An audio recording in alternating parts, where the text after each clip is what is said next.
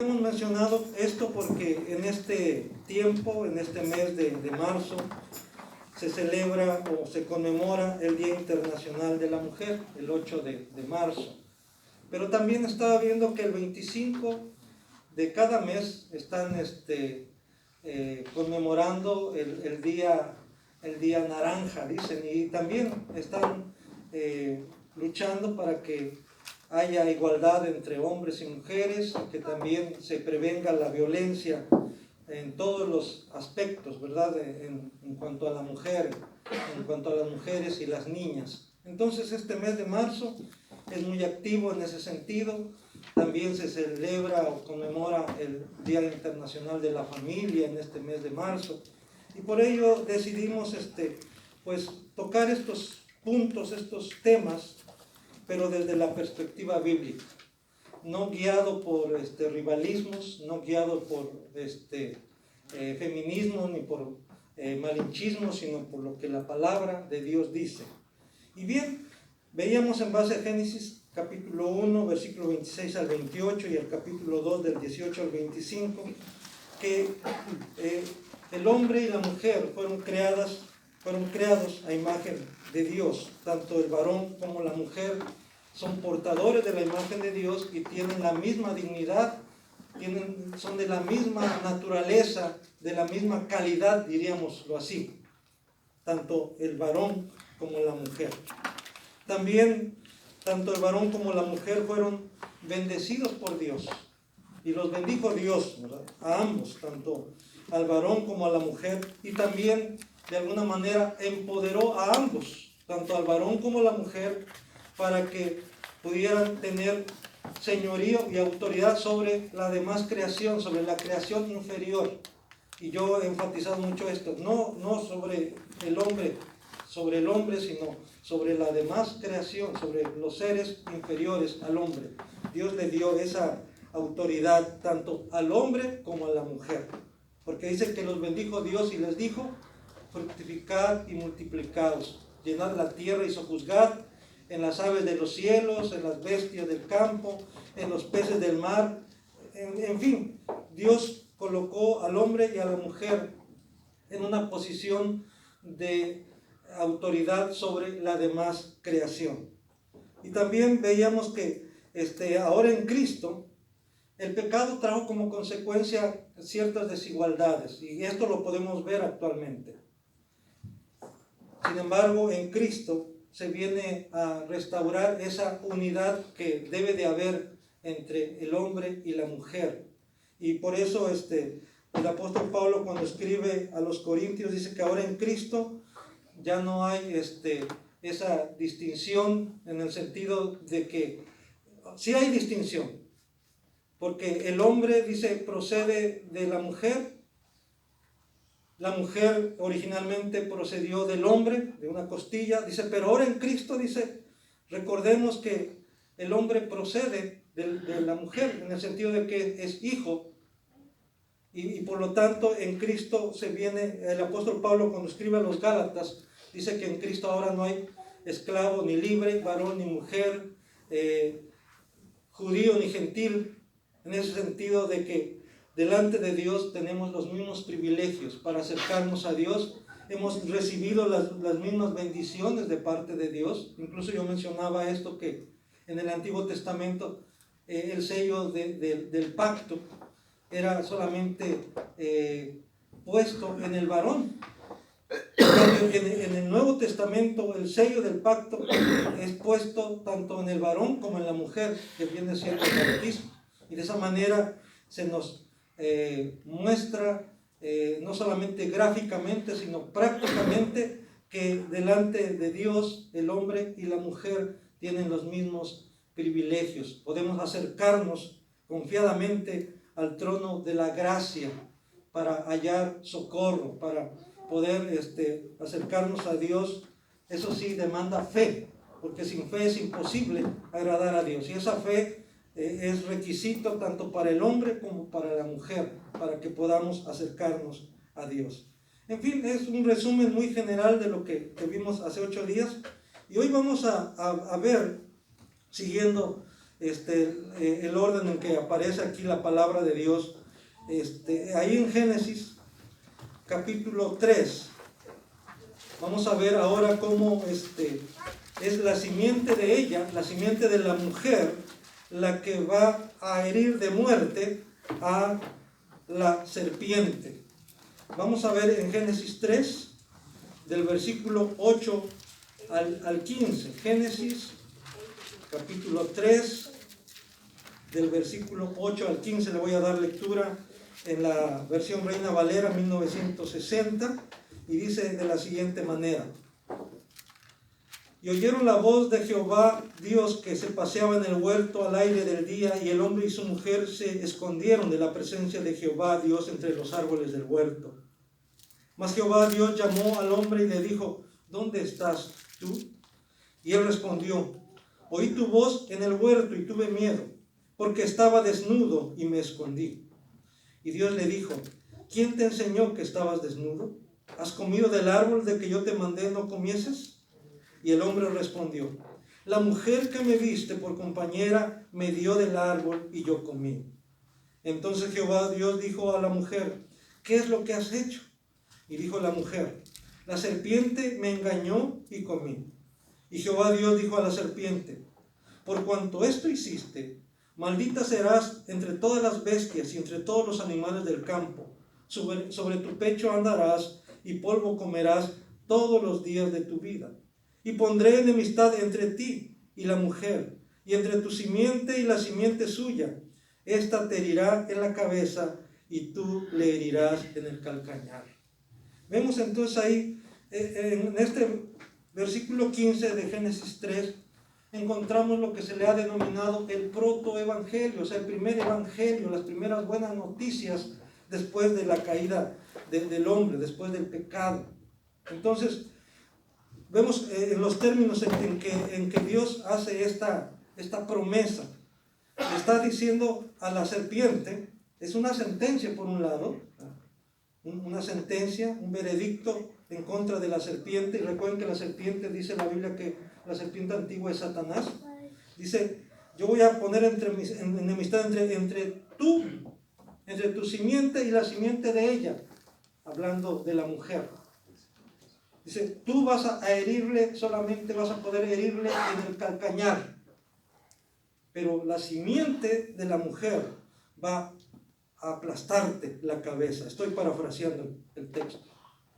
Va a aplastarte la cabeza. Entonces, quien va a herir de muerte a la serpiente no es la simiente del varón, no es la descendencia del varón, es la descendencia, es la simiente de la mujer. Ya desde ahí se está anticipando que quien va a destruir a Satanás no va a ser descendiente, o no va a ser, como diríamos nosotros, engendrado por un varón, sino sí va a venir de una mujer.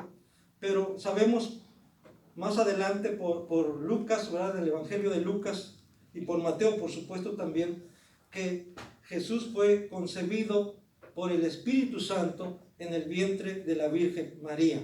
Entonces ya se está anticipando el nacimiento virginal del Mesías ahí en Génesis 3:15, porque se le está diciendo que es la simiente de la mujer, no del hombre, quien va a aplastar la cabeza de la serpiente. Y sabemos por la Escritura misma que esta simiente de la mujer es Cristo. No es la mujer la que va a aplastar a la serpiente. No es la mujer. No es Eva, no es la Virgen María, es Cristo. Dice ahí en Gálatas capítulo 4, voy a pedir que busquen en Gálatas, carta del apóstol Pablo a los Gálatas, capítulo 4, versículo 4 y 5. Pero cuando vino el cumplimiento del tiempo, el tiempo de Dios, en el tiempo de Dios, hermanos, Dios tiene un plan eterno. Él tiene todo ya, por decirlo así, programado en el tiempo y en el espacio.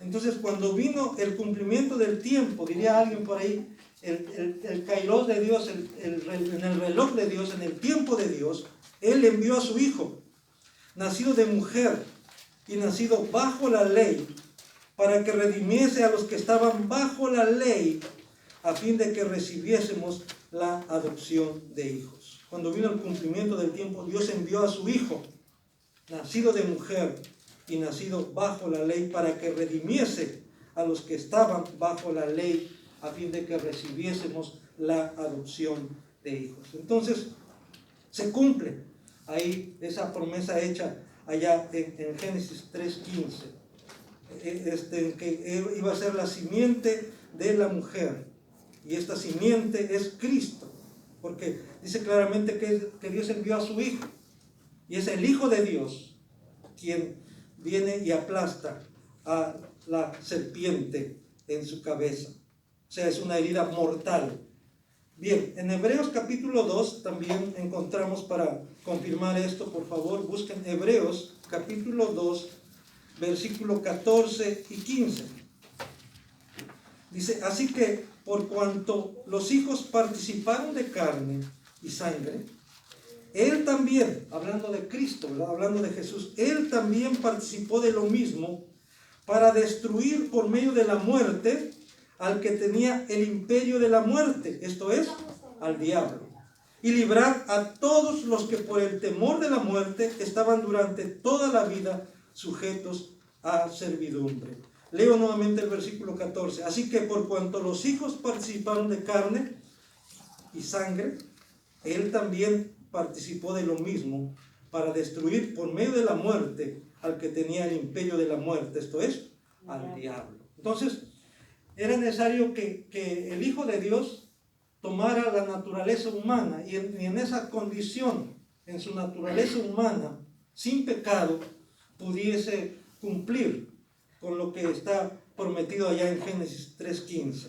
Y aquí claramente lo afirma el autor a los hebreos. Entonces, en ese sentido tenemos que decir que Dios utilizó a una mujer para enviar a su Hijo a este mundo, y de esa manera ese Hijo de Dios pudiese cumplir lo que Dios le había prometido allá a Adán y a Eva en el huerto de Edén. Y eso se cumple también, o eso nos beneficia y nos alcanza también a nosotros, porque somos descendientes de Adán y Eva, y así como trajimos esa naturaleza corrompida de nuestros primeros padres, ahora que Dios ha obrado el nuevo nacimiento en nosotros, la regeneración en nosotros, ha implantado la nueva vida en nosotros. Y por eso ahora hemos llegado a ser hijos de Dios. Antes solamente éramos hijos de Adán, pero ahora, al creer en Cristo, somos hijos de Dios. Como dice en San Juan capítulo 1, del versículo 11 en adelante, cuando dice que Él vino a los suyos y los suyos no le recibieron, mas a todos los que le recibieron, a los que creen en su nombre, les dio potestad de ser hechos hijos de Dios. Entonces, vemos pues cómo aquí nuevamente se nos muestra la importancia que ha tenido la mujer en el, vamos a llamarle así, en el plan redentor de Dios. Es Dios, como dice Pablo, y todo esto proviene de Dios, quien nos reconcilió consigo mismo por medio de Jesucristo.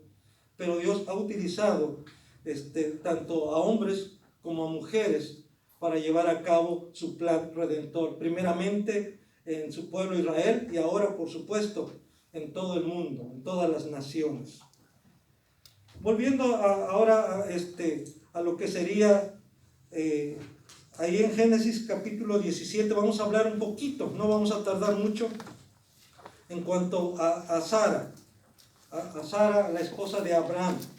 Tenemos que mencionar que la mujer, si ella se da a respetar, la van a respetar, definitivamente. ¿Cómo sabemos esto?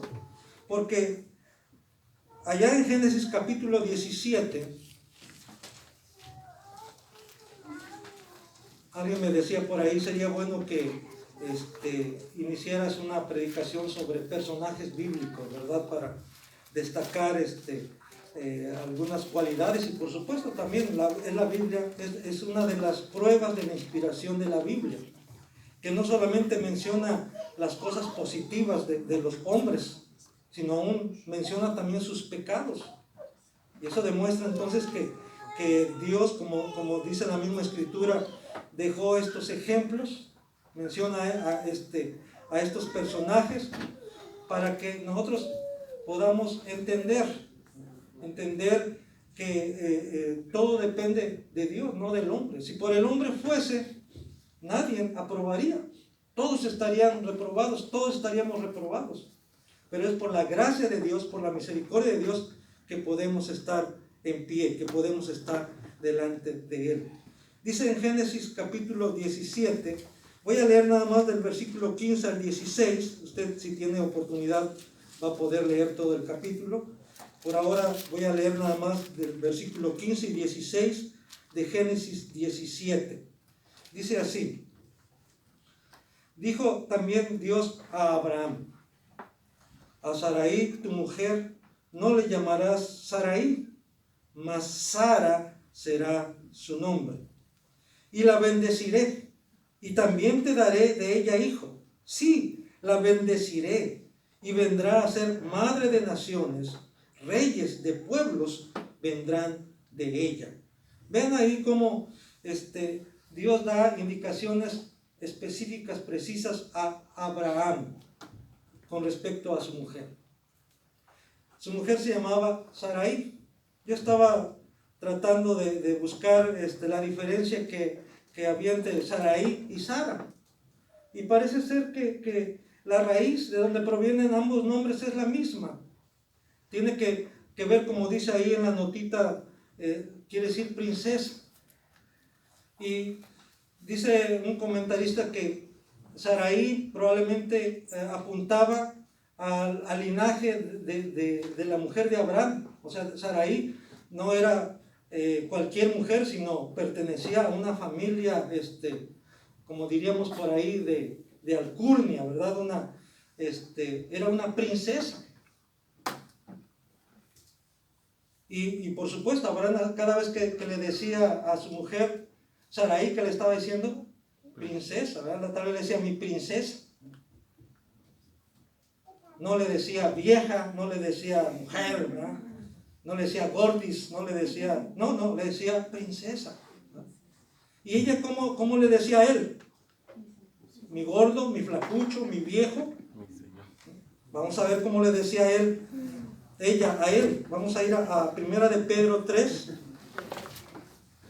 Primera carta del apóstol Pedro, capítulo 3, versículos 3 y 7, por favor. Vamos a leer. Primera carta del apóstol Pedro, capítulo 3, versículo 3 al 7. Dice de la siguiente manera, dirigiéndose a las mujeres. Luego vamos a regresar un poquito a Génesis 17. Dice, vuestro atavío no sea el externo, de peinados ostentosos, de adornos de oro, de vestidos lujosos, sino el interno, el del corazón, en el incorruptible ornato de un espíritu afable y apacible, que es de grande estima delante de Dios. Porque así también se ataviaban en otro tiempo aquellas santas mujeres que esperaban en Dios, estando sujetas a sus maridos, como Sara obedecía a Abraham, llamándole Señor, de la cual vosotras habéis venido a ser hijas, si hacéis el bien sin temer ninguna amenaza. Ahora va a los maridos, porque hasta aquí dice, ay, el marido dirá, ya ves, mujer, ya ves, dice que tienes que sujetarte a mí, tienes que obedecerme, tienes que llamarme Señor, casi como amo, ¿verdad? ¿Qué desea mi amo, verdad? Dice, ahora va con los hombres, dice el versículo 7.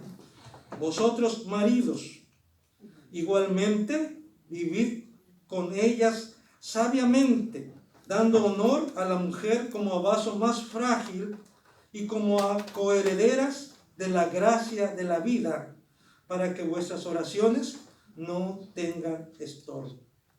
Maridos, dice, vivan con sus esposas, con su esposa, sabiamente, no neciamente, no peleoneramente, no, sabiamente, dando honor a la mujer como a vaso más frágil. Dice, considera que tu mujer, que tu esposa es como un vaso más frágil.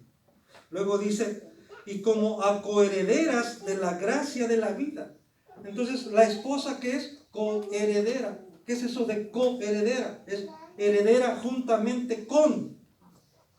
O sea, no es que no es un parche mal pegado, como algunos dirían por ahí. No, es coheredera, es heredera juntamente contigo. Ahora son una sola carne. Y Dios, así como bendijo en un principio a Adán y a Eva, y los bendijo Dios. Así dice.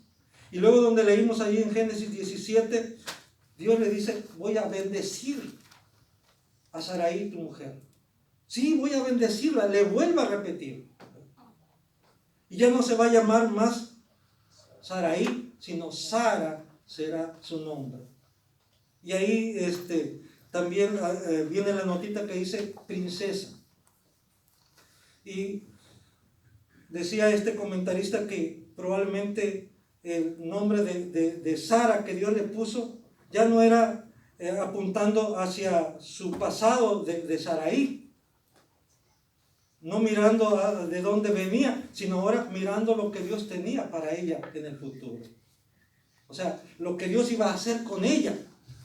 ¿Y qué es lo que iba a hacer con ella según Génesis 17? Dice, vendrá a ser madre de naciones, reyes de pueblos vendrán de ella. Entonces ahora esta mujer que era estéril, que ya tenía casi 90 años, Dios va a hacer de ella madre de naciones, dice. Y reyes van a salir de ella. Por eso Dios le dice, ya no le vas a decir más Sarai. No sé si Sarai sería como se dijera Sarita, a lo mejor en diminutivo, ¿verdad? No, ahora es Sara. Hasta el nombre se oye fuerte, ¿verdad? Sara. Sarai, como que se oye, pero Sara. Eso apunta entonces a la dignidad de esta mujer. Sí, Abraham era el padre, o es considerado el padre de los creyentes, pero él no podría ser el padre de los creyentes sin Sara, su mujer. Entonces, pero no hay ningún mérito ni de Abraham ni de Sara. ¿Por qué? Como dice Pablo, todo proviene de Dios. Él quiso utilizar a este matrimonio para traer bendición a las naciones. Dios quiso utilizar a María y a José para traer bendición a las naciones. Por medio de ellas, Dios envió a su Hijo, al Redentor del mundo. Pero no es ni mérito ni de María ni de José. Es más, José dice que cuando se enteró que María estaba embarazada, quiso dejarla secretamente. O sea, si por él hubiera sido, hubiera pasado a dejar a María. Pero dice que Dios envió a su ángel y por medio del ángel le dijo, José, no temas de recibir a María, tu mujer, porque lo que en ella hay es engendrado del Espíritu Santo. Y entonces José obedeció y dice, y tomó a María como su esposa. Pero el padre de Jesús no fue José. El padre de Jesús fue Dios mismo. Entonces, vamos a continuar. Como dije, no me iba a detener mucho en esta historia, en esta ocasión, pero sí es importante eso, como Dios se toma vamos a decir, ese detalle de bendecir. Dice, voy a bendecir a tu mujer, voy a bendecir a Sara. Ya no va a ser más su nombre Sarai, sino Sara, ahora será su nombre. Cuando Dios, hermanos, toma en cuenta a una persona, sea hombre o sea mujer, la cosa cambia totalmente. Así como cuando consideró a Jacob, ya no más será tu nombre Jacob, ya no más usurpador, ya no más engañador, ahora vas a ser Israel, príncipe enaltecido, ¿no? Alguien con dignidad. Y es lo que hace Dios. Cuando Dios toma a un hombre o a una mujer, no importa, como dice en el Salmo 113, Él levanta del polvo al desvalido y lo hace sentar con los príncipes de su pueblo. Si el hombre no daba un cacahuate por ti, Dios ha dado su propia vida, su propio Hijo Jesucristo. Si la mujer, como en este caso, en el Salmo 113 dice, estéril, él levanta al estéril y dice, y la hace ser madre de hijos, y no de cualquier hijo, sino de príncipes, como dice aquí, ¿verdad? Entonces, Él es el que le da dignidad tanto al hombre como a la mujer. Ahora vamos a ver cómo la mujer puede tomar iniciativas en cuanto a la adoración a Dios, en cuanto al servicio a Dios. Y aquí vamos a entrar un poquito acerca del liderazgo femenil, del liderazgo de la mujer. Esto puede haber extremos dentro de la iglesia. Hay quienes, como una reacción de decir, no, a las mujeres siempre nos han tenido como aplastadas, ¿no? Es más, ni nos dejan subir siquiera a la plataforma. Hay iglesias en donde no las dejan subir a la plataforma porque parece que la plataforma es el lugar santísimo, ¿no? Y ahí solamente el pastor y los ancianos pueden subir, y por eso hay una banquita allá atrás o sillas, ¿verdad? Porque solamente los ancianos y el pastor son los únicos que pueden subir a ese lugar santísimo.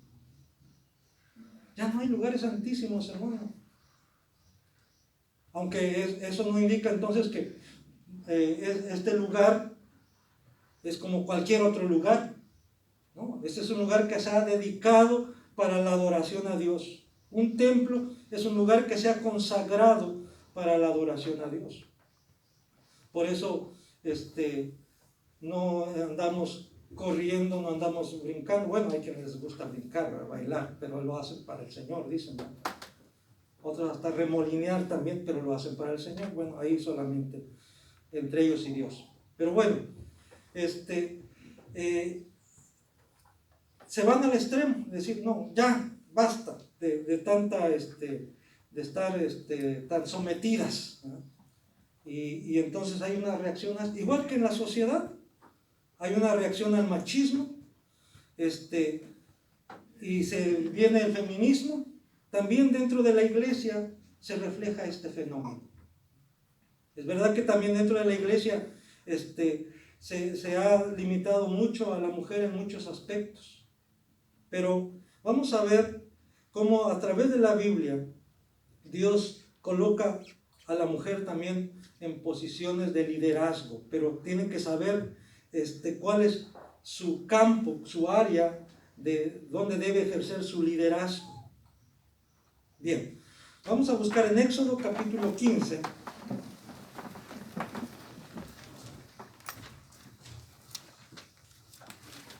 Éxodo capítulo 15, del 19 al 21.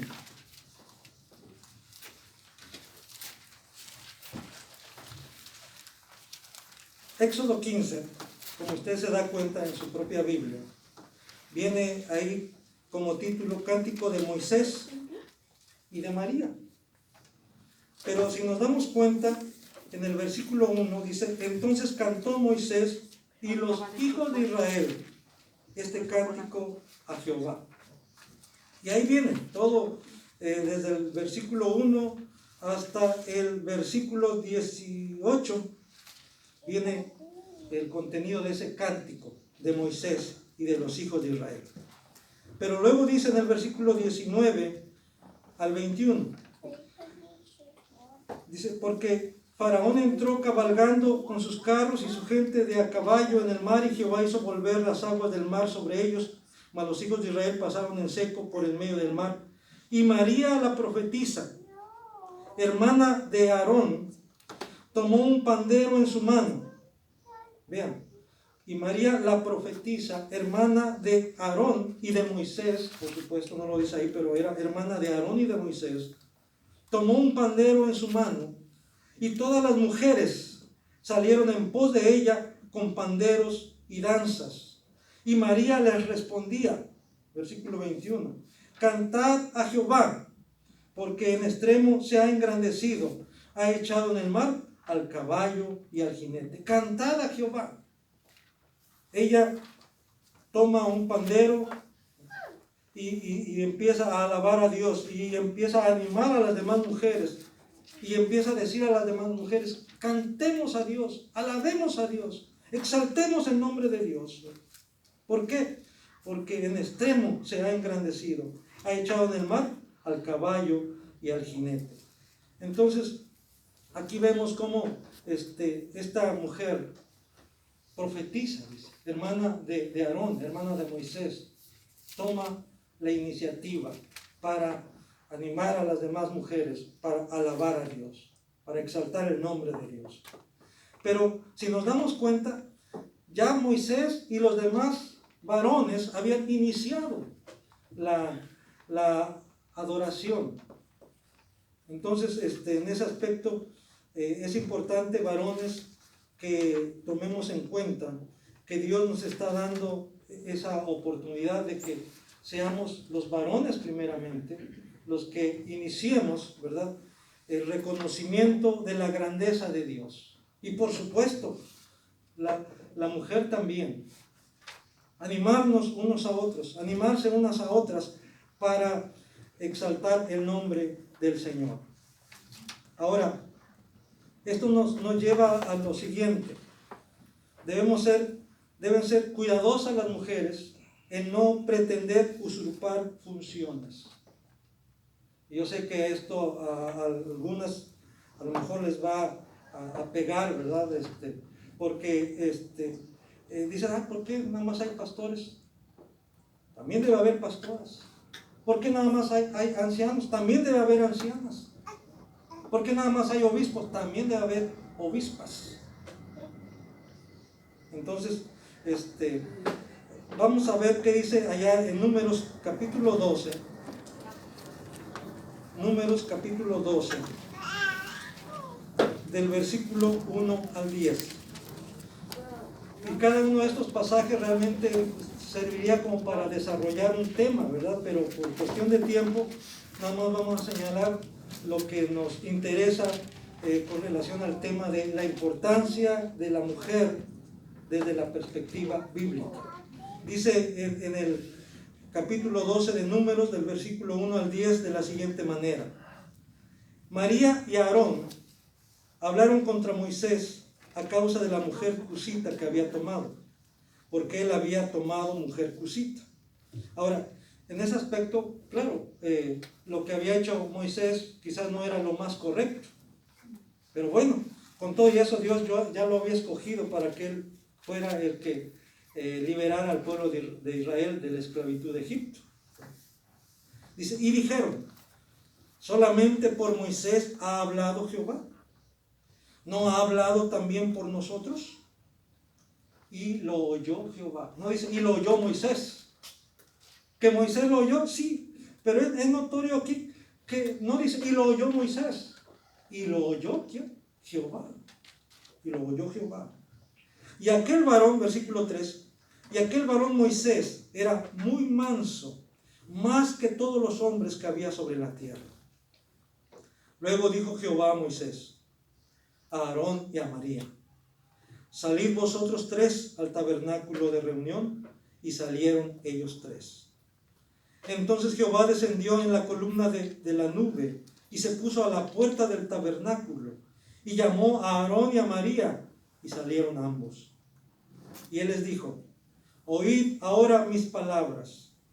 Cuando haya entre vosotros profeta de Jehová, le apareceré en visión, en sueños hablaré con él. No así a mi siervo Moisés, que es fiel en toda mi casa. Aquí hay algo que hay que notar. Hay dos cosas. Moisés era el varón más manso de toda la tierra, que había tomado mujer cusita y que eso no le gustó a su hermano y a su hermana, y que no le gustó a otros del pueblo de Israel. Pero Dios aún así lo había llamado. Pero aquí hay algo que Dios mismo, ¿verdad? Menciona de Moisés. Dice, mi siervo Moisés, él es fiel en toda mi casa. Moisés era fiel a Dios. Cara a cara, dice, hablaré con él. y claramente, y no por figuras, y verá la apariencia de Jehová. ¿Por qué pues no tuvisteis temor de hablar contra mi siervo Moisés? Entonces la ira de Jehová se encendió contra ellos y se fue. Y la nube se apartó del tabernáculo. Y aquí que María estaba leprosa como la nieve. Y miró Aarón a María, y he aquí que estaba leprosa. Y sabemos, ¿verdad?, que a causa de eso María tuvo que ser sacada del campamento. El campamento tuvo que esperarse ahí hasta que María se reintegrara. Hubo un atraso en la marcha del pueblo hacia la tierra prometida. Y eso pasa, hermanos, cuando hay rebeldía. Eso pasa cuando no reconocemos a quienes Dios ha puesto como líderes. Pero más que líderes, porque a veces hablamos de líderes y son así como líderes sindicales o cosas por el estilo. No, estamos hablando de aquellos que Dios ha llamado para su servicio, pero que son fieles a Dios. Es lo que da autoridad, hermanos, la fidelidad a Dios. Y por supuesto, nadie es perfecto. Todos tenemos defectos. Incluso va a haber cosas que no les va a gustar